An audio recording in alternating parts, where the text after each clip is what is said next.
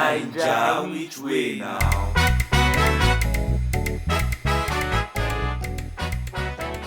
Across Nigeria today, a devastating exodus is underway.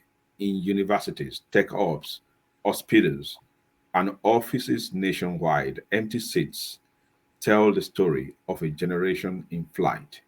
Nigeria's brightest minds, fresh graduates with dreams as vast as their potential, are packing their bags and heading for foreign shores in unprecedented numbers. The term Japa has become more than a slang. It is a movement, a desperate escape route for young Nigerians who see no future in the country that raised them. From software engineers to medical doctors to creatives, from accountants to teachers, the message is clear. Nigeria is failing its youth and they are voting with their feet. But this is not just about individual dreams deferred. This is about a nation hemorrhaging its most valuable resource, its most valuable assets, its human capital. When a country's young graduates choose foreign McDonald jobs over local professional careers, when brilliant minds would rather drive Uber in Toronto or New York City than build businesses in Lagos, something is fundamentally broken. For those born without wealthy families, the Nigerian dream has become a nightmare of insurmountable barriers. No family, wealth means no startup capital. No connections mean no job opportunities. No steady power supply means no reliable business environment. This on and on and on. And to many, Japa seems like the only rational choice. But is this mass exodus inevitable? Can Nigeria be transformed into a country that works for its young people? What would it take to turn the tide and make staying home not just possible but preferable? Today, we explore these critical questions with two young, aspiring, and bright Nigerians who represent different sides of this story.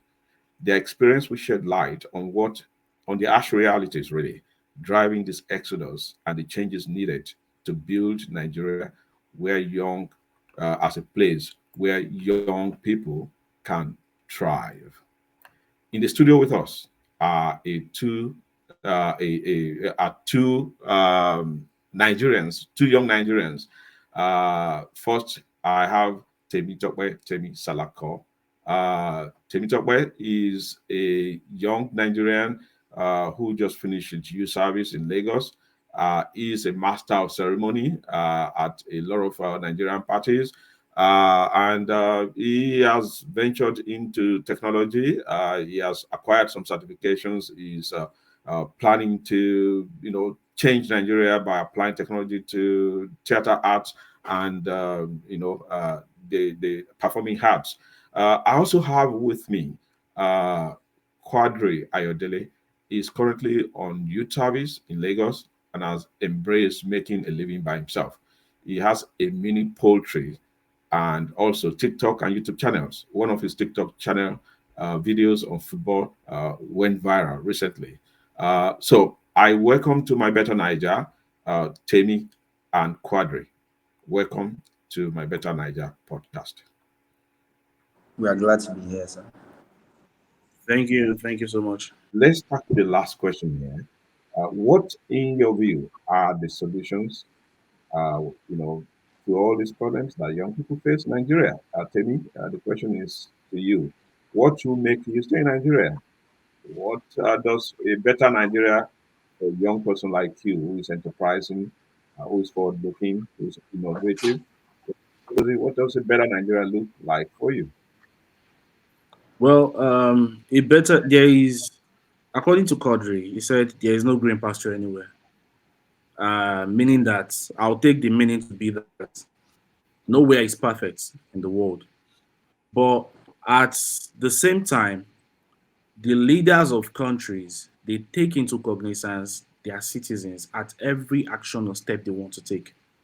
Take, for example, in the UK, you realize that many of the MPs, many of the parliamentarians in the UK, they are children of immigrants. I mean, many of them right now.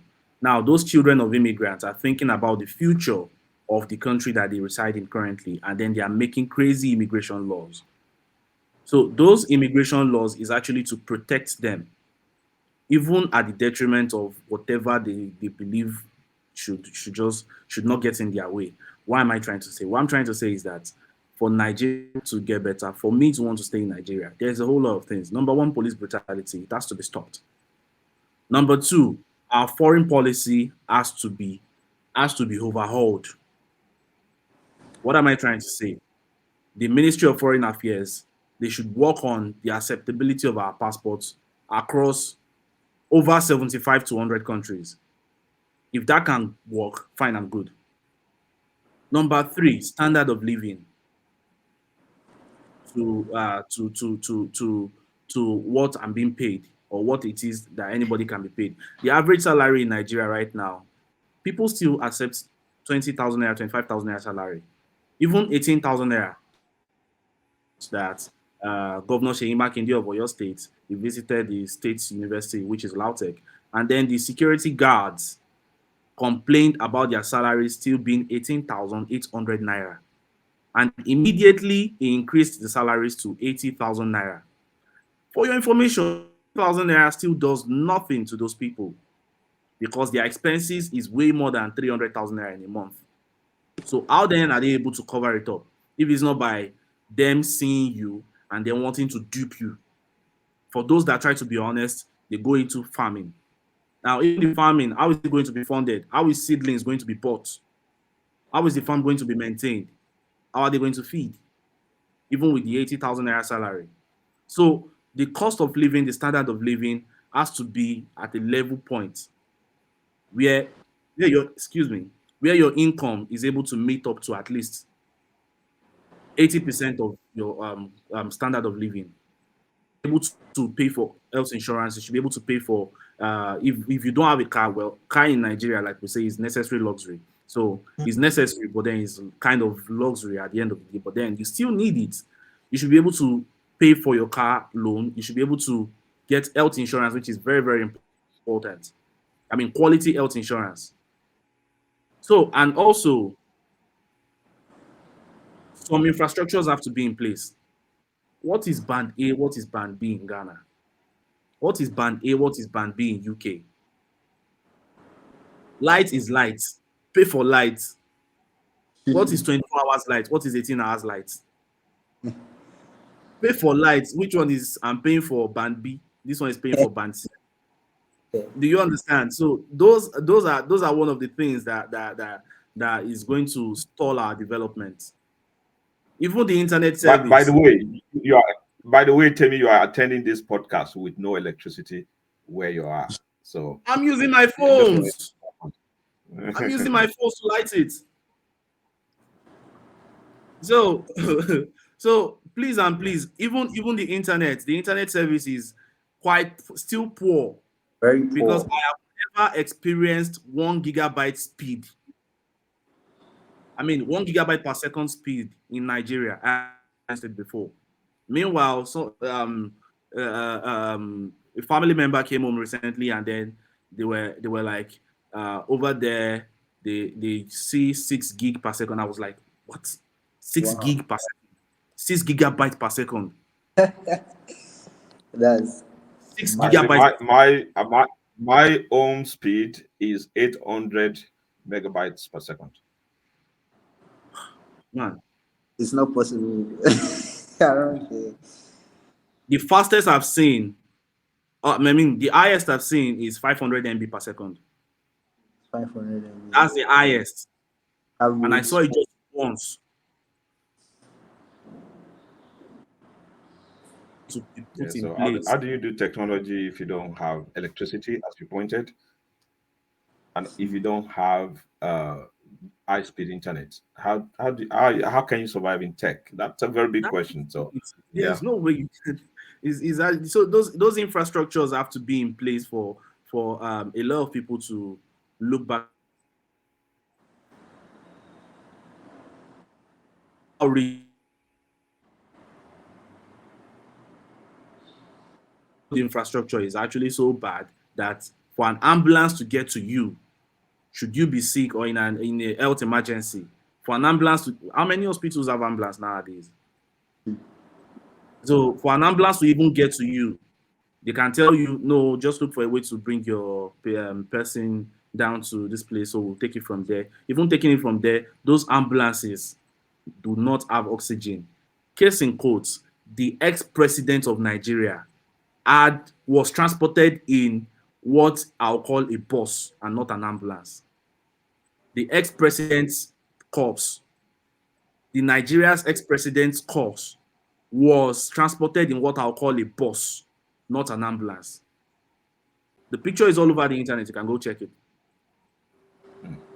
Okay.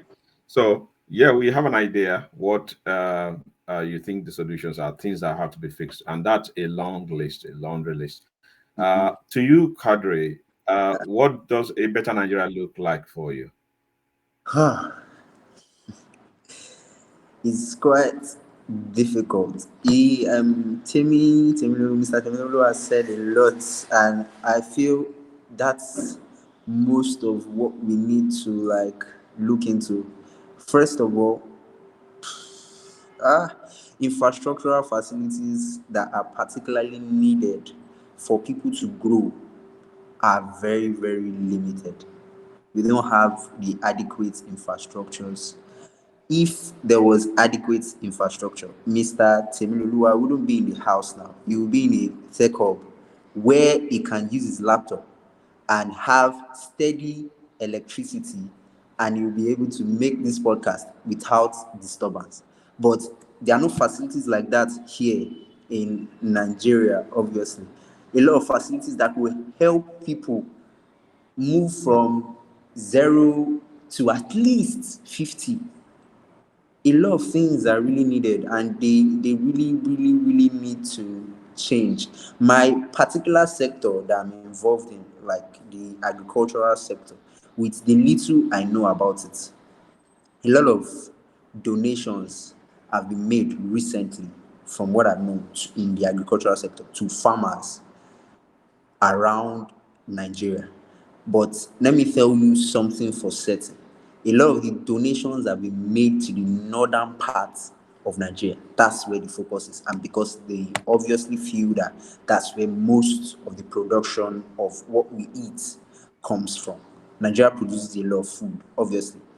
The infrastructure that is needed to preserve the food so it can be exported and a lot of things are not even adequately available. So currently now, I feel the solutions we need is to better governance. It can get better. It can get a lot better. I've been seeing a lot of things like a lot of developments that could make it get better, but is very slow. We could do a lot better if we can go at least.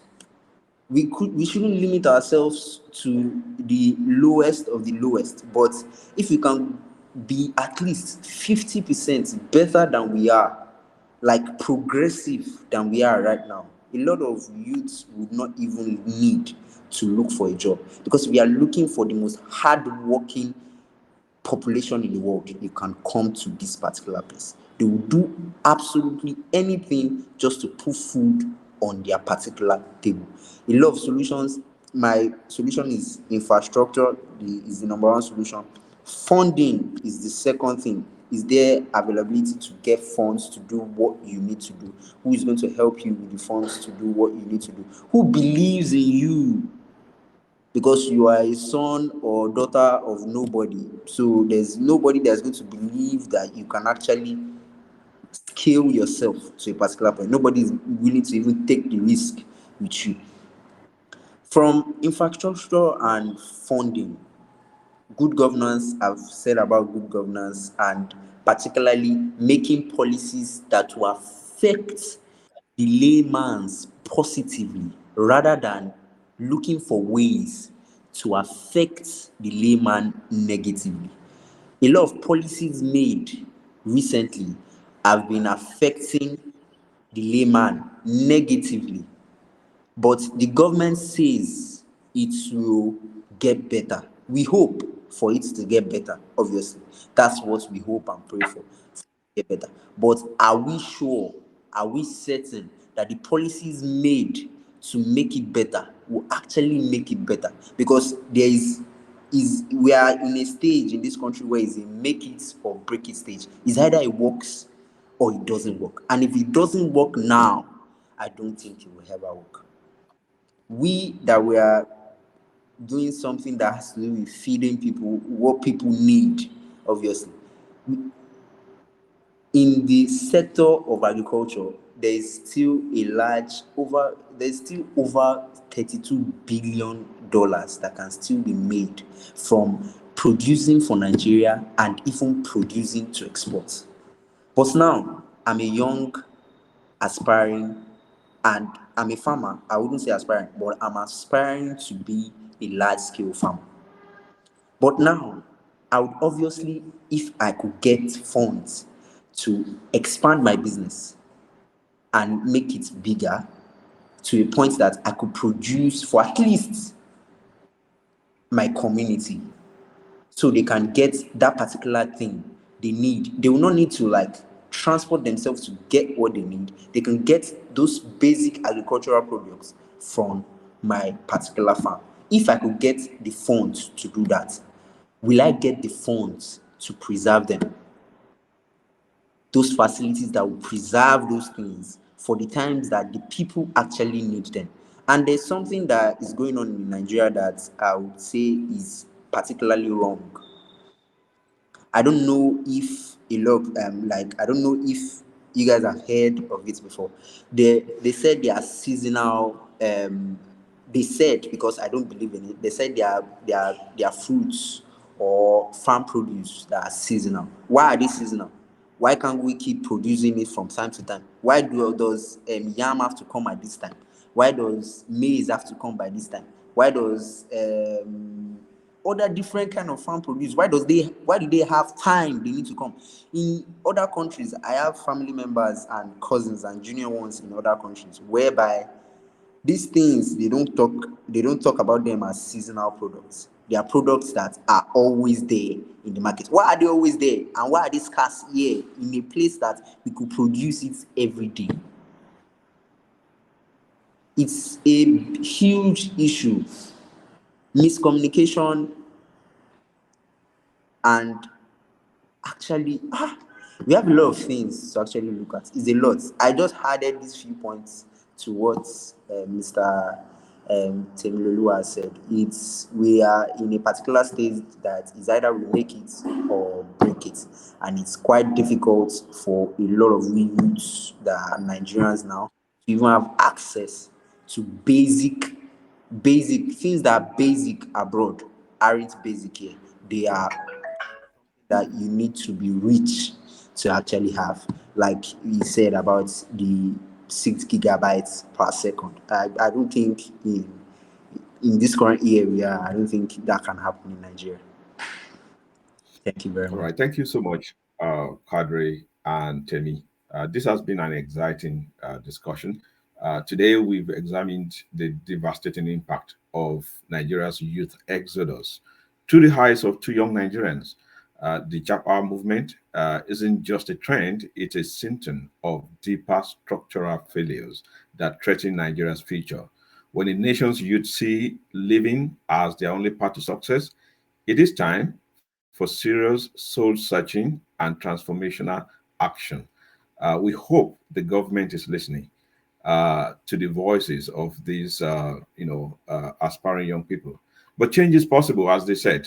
We should always believe that change is possible.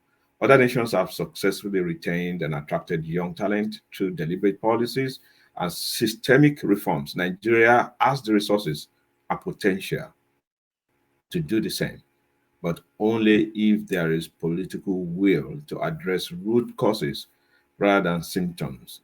To our listeners, whether you are contemplating your own Japa journey or working to build something meaningful in Nigeria, your voice matters in this conversation.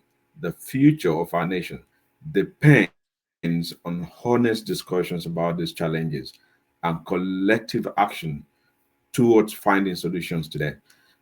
Temi Salako and Kadri Ayodele, we are very, very grateful for your time today. Thanks for joining my Better Niger. Until the next time, keep fighting for the Nigeria that we all deserve. My brother, light e no dey, money e no dey, oil sef e no dey. Which kind leaders we get for dis country?